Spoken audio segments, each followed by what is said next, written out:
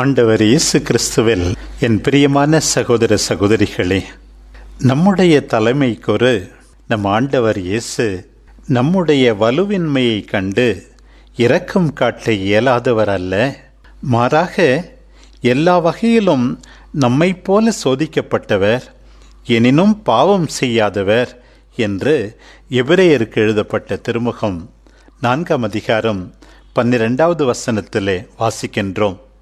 அந்த இயேசு தாமே வலுவின்மைக்கு ஆளாயிருப்பதால் அறியாமையில் இருப்போருக்கும் நெறி தவறி நடப்போருக்கும் பரிவு காட்டக்கூடியவராயிருக்கிறார் என்றும் 5 அதிகாரம் 2வது வசனத்திலே வாசிக்கின்றோம். உண்மைதான், நம் ஆண்டவருக்கு நம்முடைய துன்பங்கள் தெரியும்.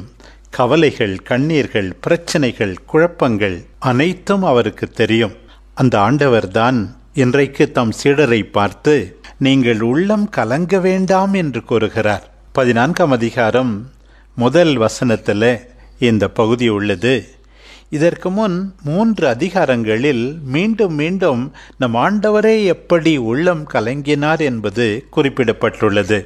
11 அதிகாரம் 33வது வசனத்தில் லாசரின் கல்லறையில் உள்ளம் குமுறி கலங்கி லாசரை எங்கே வைத்தீர்கள் என்று கேட்கிறார்.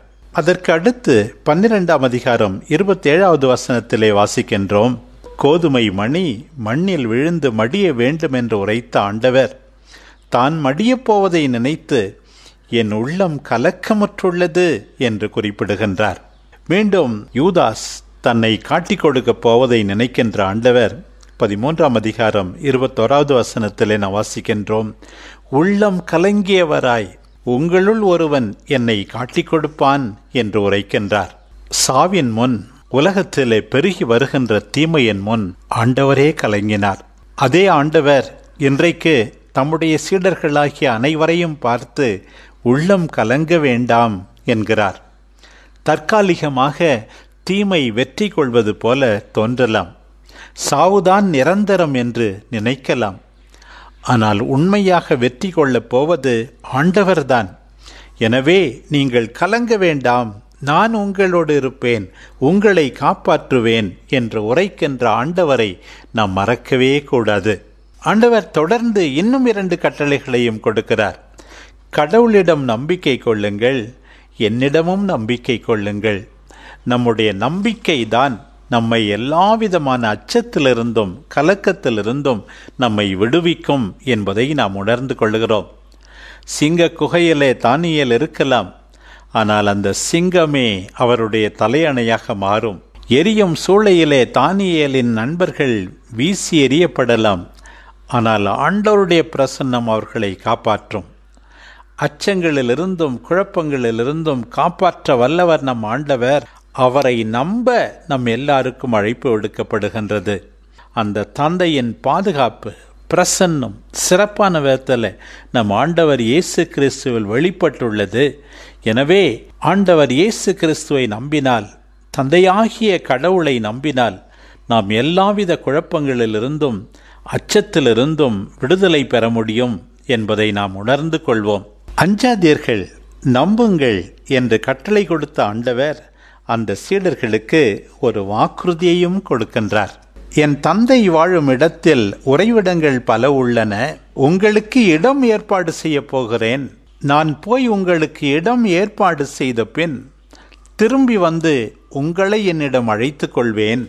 அப்போது நான் இருக்கும் இடத்திலேயே நீங்களும் இருப்பீர்கள் என்று உரைக்கின்றார்.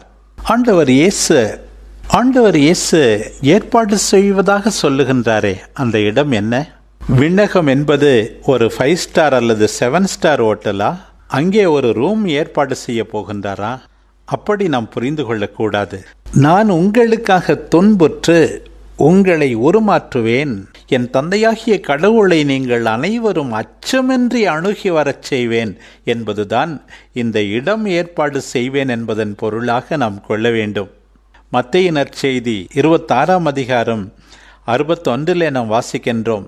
ஆண்டவர் இயேசு மீது சுமத்தப்பட்ட குற்றச்சாட்டு, இவன் கடவுளின் திருக்கோயிலை இடித்து 3 நாட்களில் கட்டி எழுப்புவானாம். உண்மைதான், தன்னுடைய இறப்பாலும் உயிர்ப்பாலும் ஆண்டவர் ஒரு புதிய ஆலயத்தை கட்டி எழுப்புகின்றார். அந்த புதிய ஆலயம் கடவுளின் இல்லம் மட்டுமல்ல, அவரால் மீட்படைந்த மனுக்குலத்தின் இல்லம், எல்லாரும் ஒரு கடவுளோடு இணைந்திருக்கின்ற இல்லம். எபேசியருக்கு எழுதிய திருமுகம் 3ஆம் அதிகாரம் 12 வாசிக்கிறோம். நம் மீட்பர் ஆகிய இயேசு கிறிஸ்துவில் நாம் கொள்கின்ற நம்பிக்கை வழியாக கடவுளை உறுதியான நம்பிக்கையோடு அணுகும் உரிமையும் தகுதியும் நமக்கு கிடைக்கின்றது.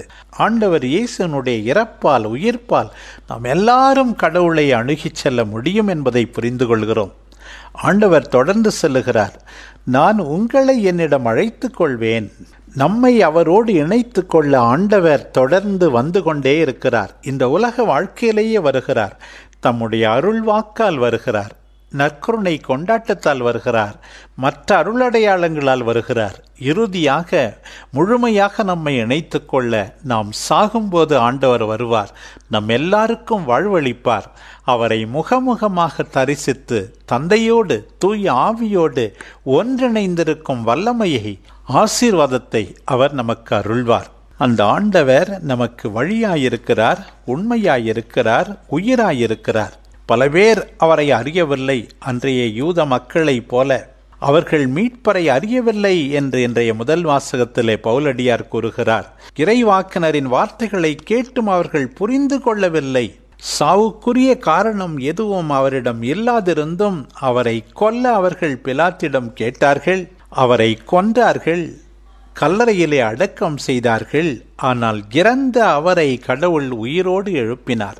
உயிர்த்த ஆண்டவர் எத்தனையோ பேருக்கு காட்சி கொடுத்து தமக்கு சாட்சிய வாழ்வு வாழ அழைத்து கொண்டே இருக்கிறார். நிச்சயமாக அவ்வாறு வாழ்கின்ற அத்தனை பேருக்கும் இடம் ஏற்பாடு செய்தாகிவிட்டது. தந்தையாகிய கடவுளோடு ஒரு நாளைக்கு இணைந்திருப்பார்கள் என்னும் வாக்குறுதி நிஜமாகிறது. பிரியமானவர்களே, நம்முடைய கலக்கத்தினோடு தந்தையாகிய கடவுளை நம்புவோம். நம் ஆண்டவர் இயேசு கிறிஸ்துவை நம்புவோம். அவரே நமக்கு வாழ்வு. அவரை நம்பி அறிக்கையிடும் போது இந்த உலகத்திலும் நிறைவாழ்வு வாழ்வோம். நம் வாழ்க்கை பயணம் முடிந்த பிறகு நம்மை ஏற்றுக்கொள்ளுகின்ற இறைவனோடு இணைந்திருப்போம் என்பதை மனத்தில் கொண்டு வாழ்வோம். ஆமென்.